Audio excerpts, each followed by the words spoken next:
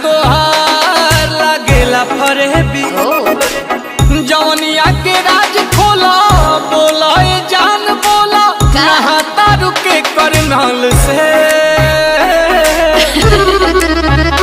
रस चूसे लो कोनो फल से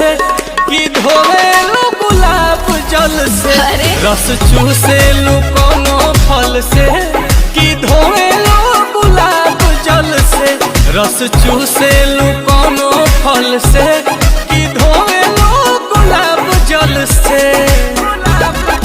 प्राकृतिक सौंदर्य बेबी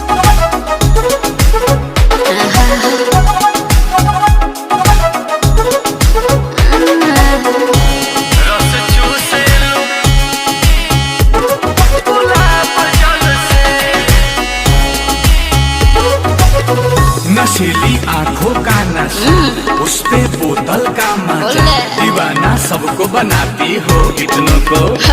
तड़पाती हो। अरे ऐसे तो एकटक देखा ना प्यार वाला डोरा फेंका ना एक्सरे मशीन जैसे अखियां से भीतरी के सिस्टम ने देखा ना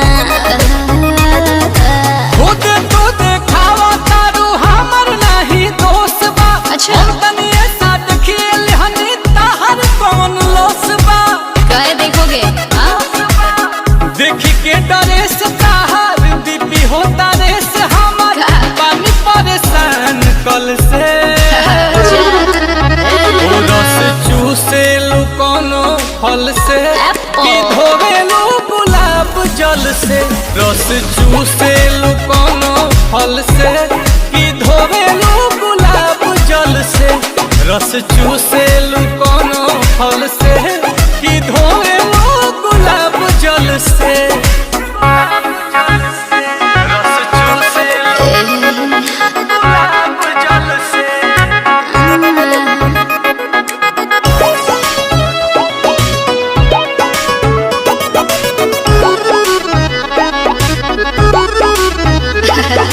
बटे हम नेचुरल ब्यूटी हो जब देखे कहे हम की क्यूटी हो दिल के गुलाम बनी कह लोगा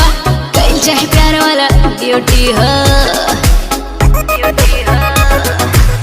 हमके आज माला बुझा दिल के मजबूरी हो रही है तहार बन के रोशन भी संपूरी हो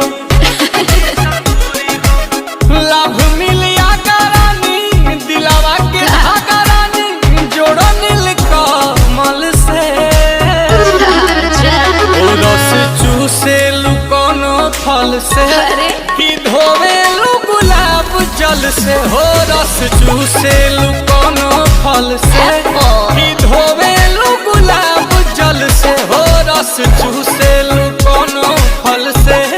कि धोवे लो गुलाब जल से ऐसा ना कि दूध से नहाई ले मक्खन लगाई ले चल